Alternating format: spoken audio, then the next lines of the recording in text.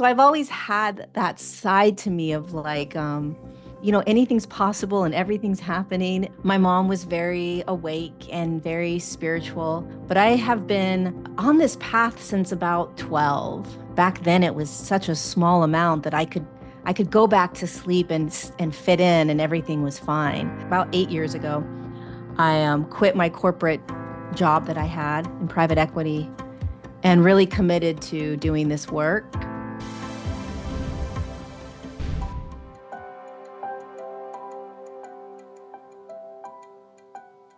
This is Seeds of Awakening. I'm your host, Amani Channel. My guest today was raised in a very woo household. Then she went to high school, college. She had several different secular careers. She forgot about her spiritual roots. That is until she met a person who changed the trajectory of her life. I want to welcome Lorie Ladd to the show. Lorie, thanks so much for joining us. Yeah, thanks for having me. I'm excited for the conversation. So, Lorie, let's hop right into it. Take me back to your youth and how were you raised? Yeah, so I grew up in Southern California, and my mom was very awake and very spiritual. And so she really was the catalyst for me, in my journey of awakening. But I have been on this path since about 12. I think it was around the age of 12 when I started realizing everything that was actually happening here on the planet and what we were in and what we were doing here. I mean, I knew back then that we were going through an evolutionary process and that the whole planet was going to be shifting into different frequencies and different states of consciousness and states of awareness um and but at the age of 12 or 13, it was really hard to hold the truths that a lot of us have now about how the world is actually run and that we've been programmed and that there's a lot of mind control and these things that are just kind of overwhelming to be in. I had it at such a young age, and so I spent a lot of my teens and 20s and 30s going back and forth between, all right, I'm gonna stay awake, right? Because staying awake back then was an option. It's not an option anymore. If you become awake, there's no going back. Back then you could go back to sleep and sort of pretend because the world wasn't at the state that it's at now, where a large percentage of humanity is waking up. Back then it was such a small amount that I could go back to sleep and fit in and everything was fine. And so I did that for quite some time.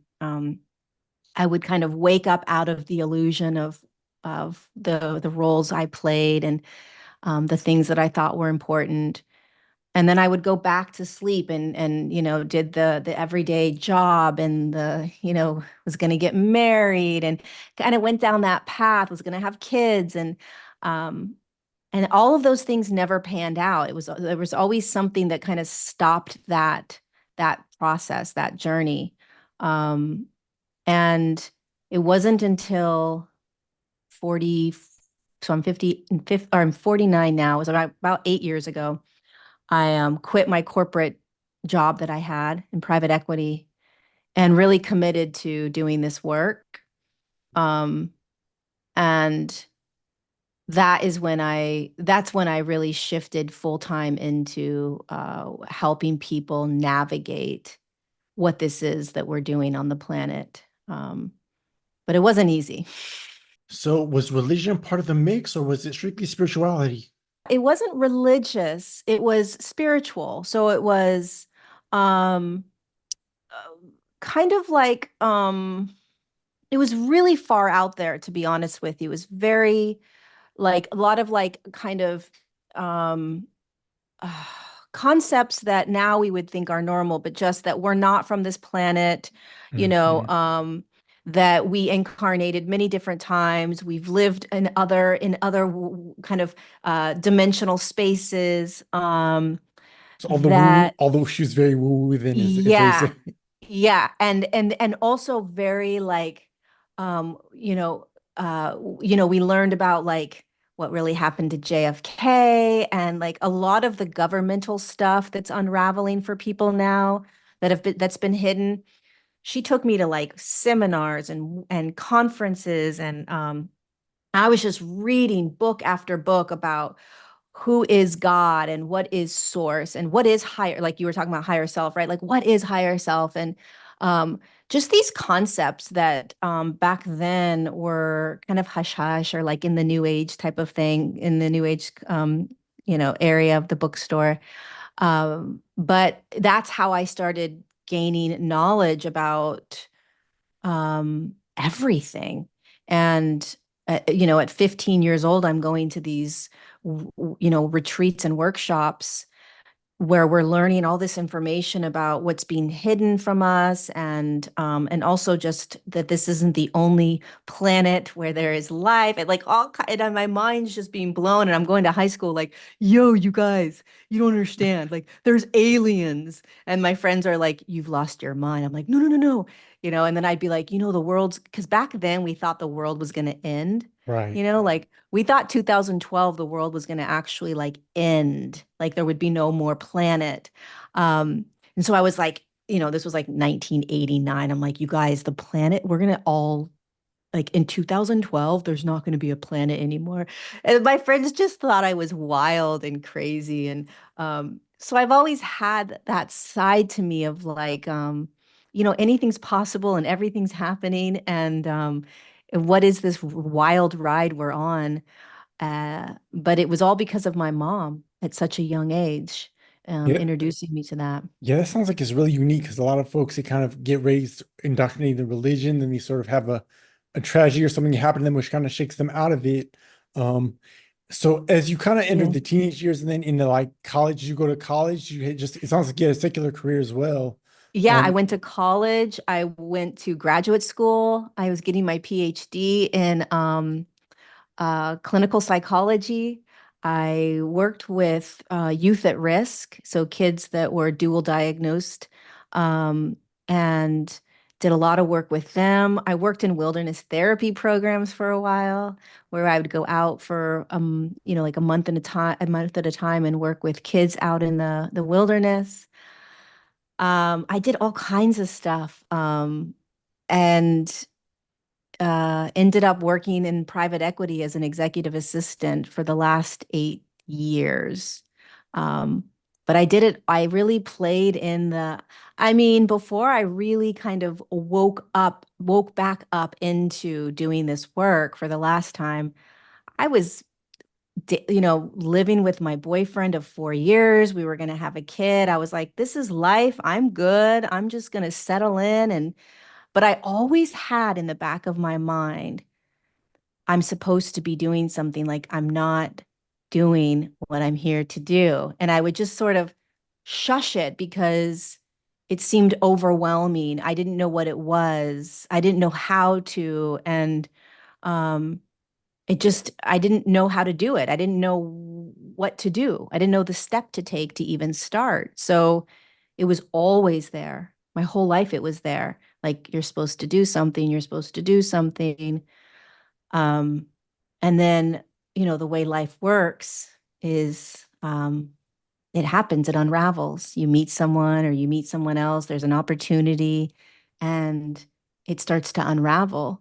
And that's what happened. I met someone and ended my relationship, and then that opened up my work, um and I committed. Like I made a real conscious commitment to leave my job at a certain date and time and to start my own business. Um, so what and happened that it was a relationship that sort of changed that? What changed for you that sort of started this spiritual work for you? yeah, I met a man that I had known lifetimes. When you meet someone, you're like, I have known you my whole life, but you just met them. It was that kind of connection. And it was a very tumultuous relationship. We're still very good friends to this day, but it was 5 years of, there's a contract we had, like an absolute contract that was designed to wake both of us up, but wake me up into my work. And, with contracts with people, we always have free will. So we don't have to choose what the contract is asking us to do, right? It can be very difficult. But yeah, he came into my life, pulled me out of this relationship, and um, that is when I started to open back up to all of the concepts that I knew existed, and and really started to come back into my absolute knowingness of what's happening here on the planet, and not living in that illusion or that cloud or that pretend. It was very much like I was living in pretend land.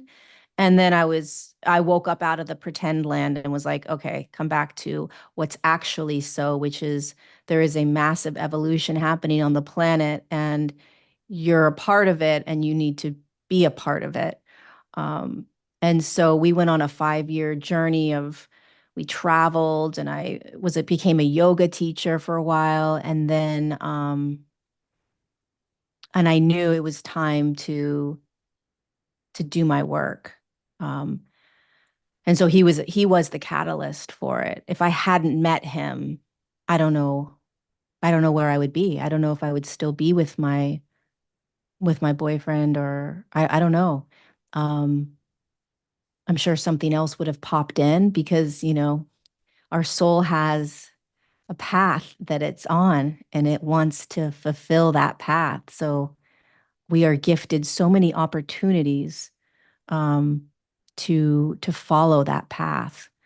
So I'm sure there would have been another opportunity that would have popped in, but yeah, I started a website back in the day, I don't know, 8 years ago, and started a Instagram and a YouTube channel. And I just started teaching this knowledge that I had inside of me. Didn't learn this knowledge. Like I learned a lot of stuff, but the knowledge that was coming through me, I didn't learn. It was like a knowingness. Somebody could ask me a question and I just could talk for hours about it, and I didn't know how I knew. People go, how do you know all this? I'm like, I don't know how I know. Um, it just flows through me.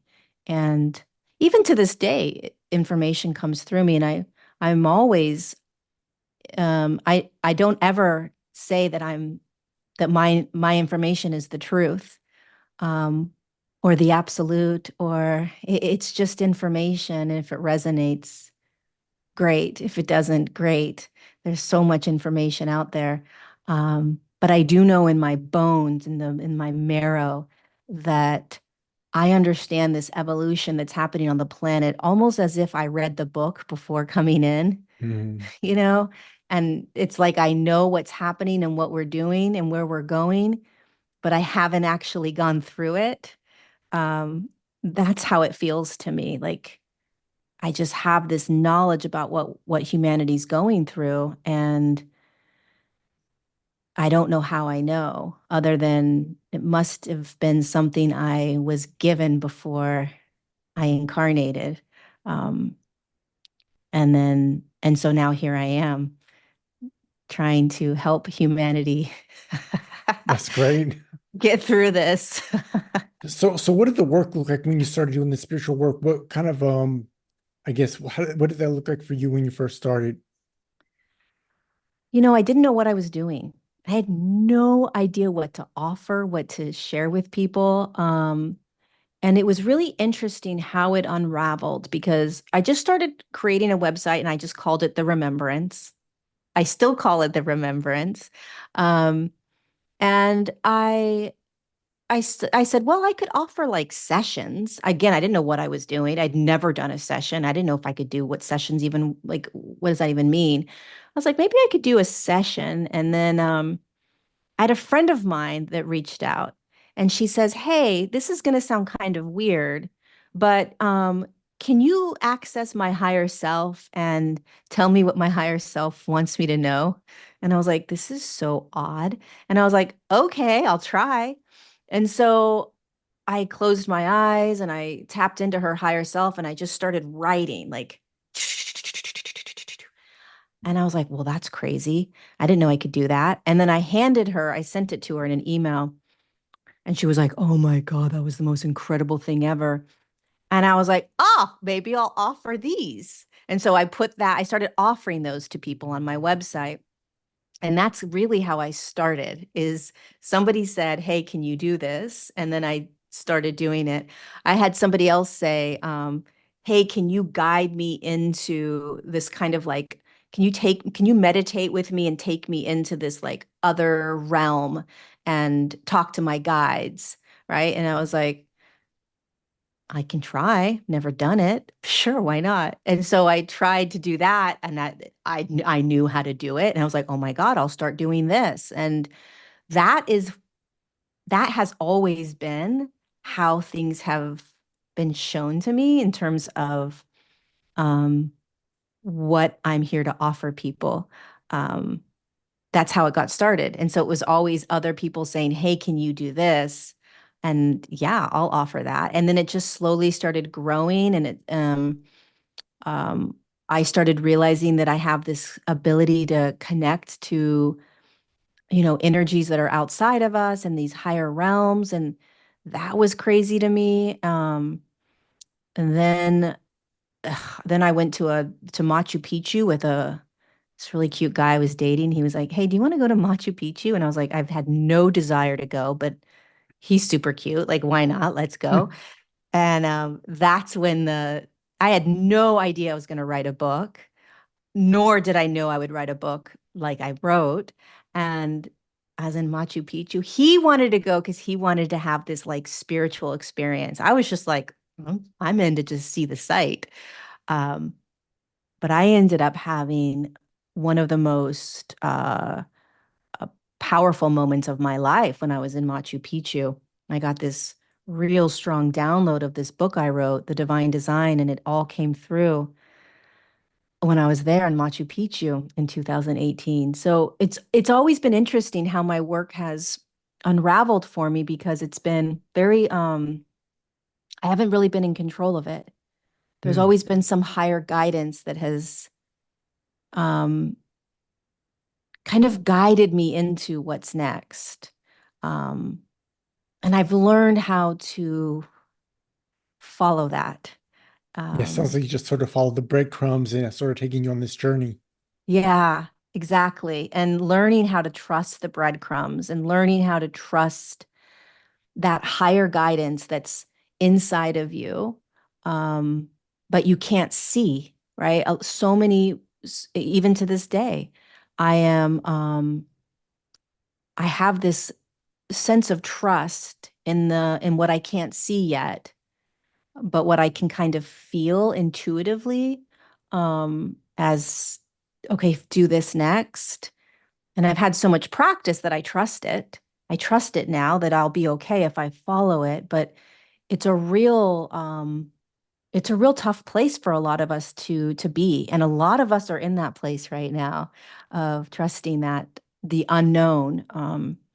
But I had a lot of practice, and I trust the unknown. I trust life so much.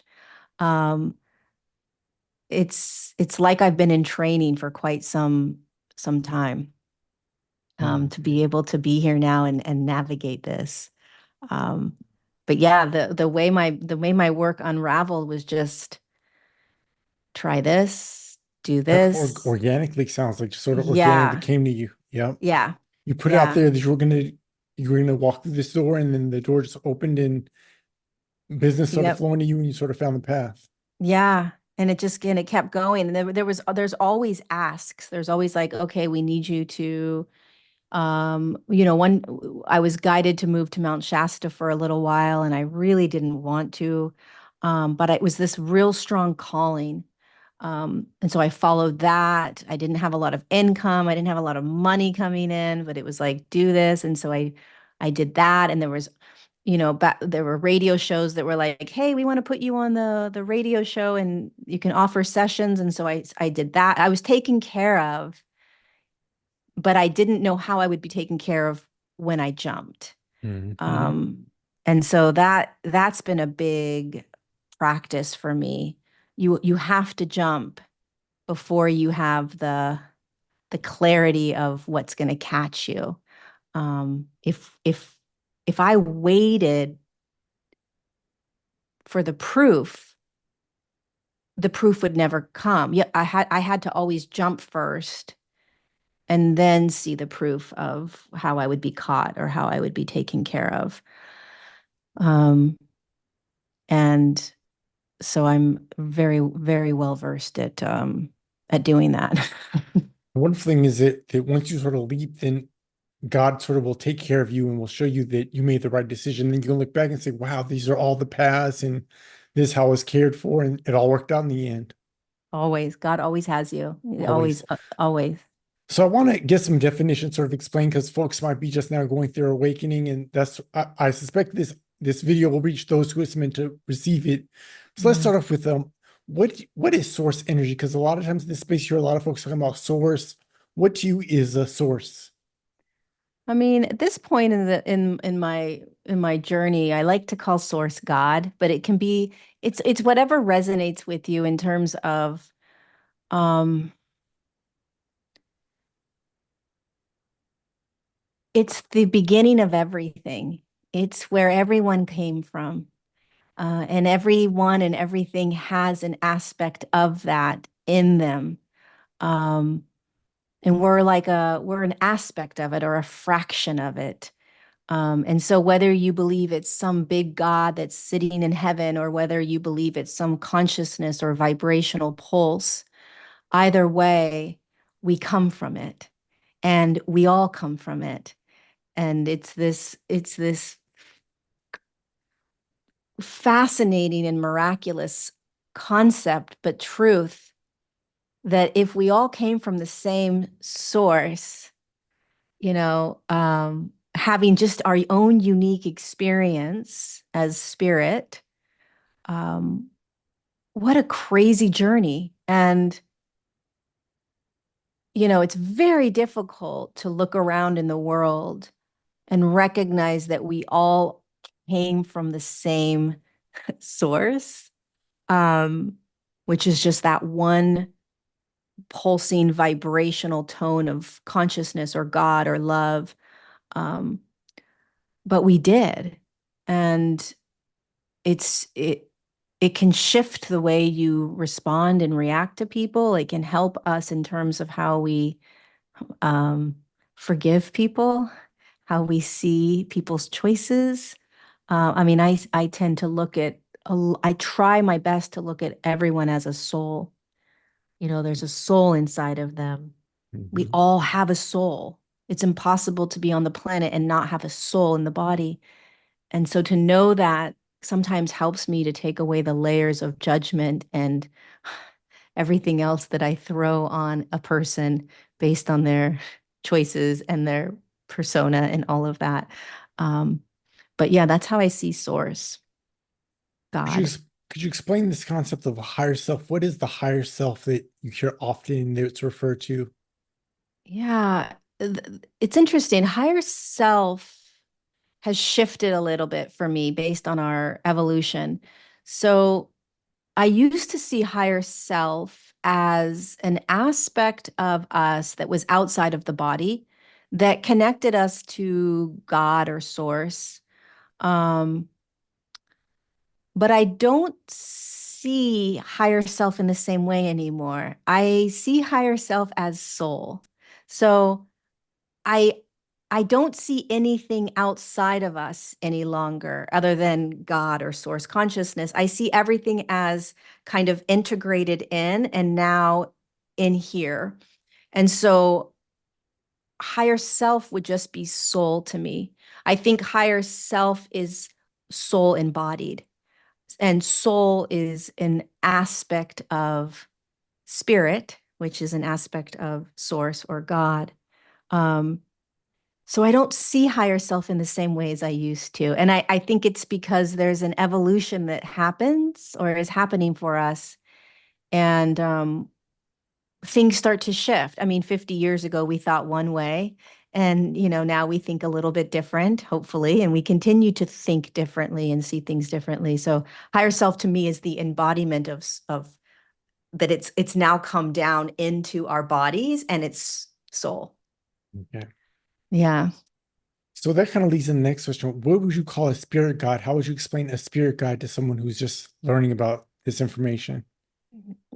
Spirit guides. So before we're born, we're souls and we're kind of looking down at earth and we have, these guides next to us or God next to us or source next to us or something next to us just telling us how life is going to be, how the world down there, how the planet is run, right? We're sort of given the handbook of how it all works.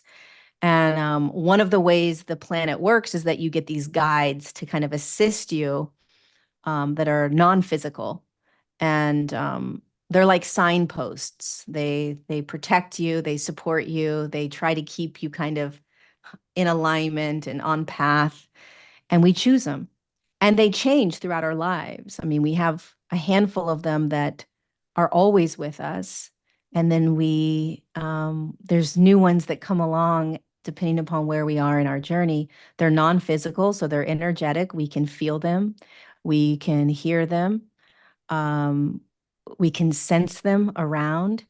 If all of a sudden, like you start to think about like Mother Mary or something, I don't know, it's not an accident, right? There's probably some sort of energy around you that you connect with Mother Mary. And a lot of times we think that it's us talking to ourselves, right? And it's not, it's guidance. But um, we don't know the difference because we're never taught, uh, you know, that we have guides. We never taught we have spirit guides from, the age of 5. We're never taught how to connect with them and how to communicate. And so we grow up just thinking, we're hearing voices, or we're just talking to ourselves. And a majority of that time, it's guidance. Hmm. It really is. And it just sounds like, because when I connect to guidance, it sounds like my voice. Why? Because it's moving through my own mind and my own, right? So it's like, of course, it's going to sound like me. Um, it's being filtered through me. So it can be very confusing. And I think it's one of the saddest things, one of the most confusing things for humanity is because so many people hear guidance, but they don't realize it's guidance. And so they just think it's them talking to themselves, and um, they just push it aside. And but it's not. It's something else that's trying to get us to see something or remember something or follow something. It's also can be nudges, like intuitive hits that you get of like, oh, I don't think I should do that. I think I Or need to when you go to this see bookstore. I think I signs. need to go to this bookstore today and get this book on the auras. That's what happened to me. Yes, exactly. And did that like catapult you into something? Yeah, slowly. Yeah, I just slowly started getting interested in like meditation and other information started coming to me. Just sort of slowly started evolving, and I started getting like questioning things, and just all started with the book. It all started with something telling you, whether it was Yep. you or something outside of you. It was like, go to the bookstore. And, there might have been a handful of times where that guidance was trying to get your attention, or maybe it was the very first time, Hmm. but um, I hold this deep knowingness that we are always guided. We have so much support because this planet is crazy. I mean, it's so intense. It's so intense. Um, and there's so much distraction. It's so loud. So we are set up to have this guidance, to help us in the loud disco that we're in called the human experience, Yep. Yep. you All right. So I have know? a few questions as we wind down things. What does the word awakening mean to you? What does awakening mean to you? Oh, I love that question. Oh my gosh. Life. Awakening is um it's a simple question, but it's very complex. Hmm. It is simple because it's just what we're doing, it's life, but it's also a process. So it's a shift in consciousness. It's a shift in perspective. It's a shift in awareness. You're shifting out of seeing life through one lens, and you're beginning to see life in new lenses, in different lenses. And you will continue to see life in new lenses over and over again. And those new lenses um, offer you an opportunity to be in life in different ways and in new ways and in not so great ways sometimes, right? Like part of an awakening can be, oh my God, I'm miserable in my job. It doesn't resonate anymore, and I actually need to quit it. And then that whole journey of what that means, the awakening is, oh my God, I love to do dot dot dot, I need to start doing that. And there's this resonance that's pulling you, this energy that pulls you to start making changes that you don't necessarily want to do, but it's being called within you, and so you start following that. The awakening is also starting to feel more. It's starting to recognize thought more than you ever have. It's recognizing your trauma and the behaviors. It's recognizing all the patterns and the way that the world tells us to be. Um, Awakening is there's so much in the awakening. Um, but it's us moving into new ways of being on the planet and in beautiful ways of being on the planet, but not easy to do a lot of the time. Certainly is Yeah. not. All right, so the next question is, what's the most valuable lesson you've learned in life? Oh, Another stumper. wow, that's a good question. What's the most valuable thing I've learned in life?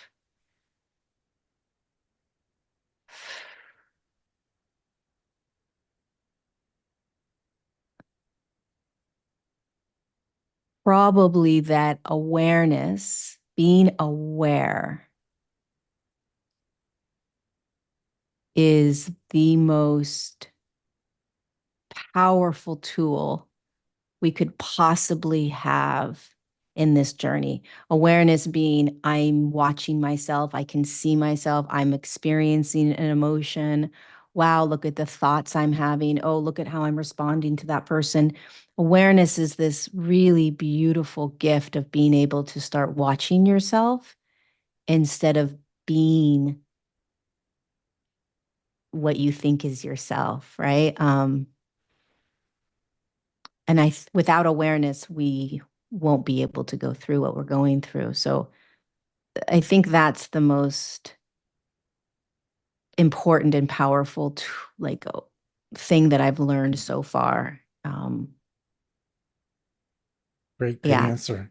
yeah, it's so powerful. Awareness is just, the more I practice awareness, the more I realize really it's all we need at the Mhm, end of the day, you know? mhm. Yeah. All right, great. The last question is, what would be your advice to someone who's going through an awakening? Oh my gosh. Oh, there's absolutely nothing wrong with you. That's number one. There is, put that on your mirror, put that everywhere. There is nothing wrong with you. I think when we start to go into an awakening journey, we think there's something wrong with us. There's a lot of judgment. We judge ourselves. We don't know what we're doing or how to do it. It can be very scary. It can be very uncomfortable. It's uncomfortable. It can be scary. You're not going to know what it is you're going to be out of control at times. You're going to be stepping into new ways and new everything. People around you aren't going to be doing it necessarily. You'll feel alone. You may feel even more alone and then more alone. It's like it is a journey that you're going on that a lot of us are on, but a lot of us don't really talk about the nitty gritty of it, you know? So there's nothing wrong with you, nothing. And I think that's that to me, if you can just hold that, um, that I am going through something that is this natural process that humanity is going through. And the majority of people in your life may not be going through it yet, but they will go through it. Most people, uh, maybe there's a handful of them that won't, but many, many, many, many, many are going to be going through it. And it can feel lonely. That's another piece. It can feel very lonely. So having these podcasts are just the greatest gift right now because um, sometimes all we need to do is just hear that somebody else is experiencing the same thing we are. That's it.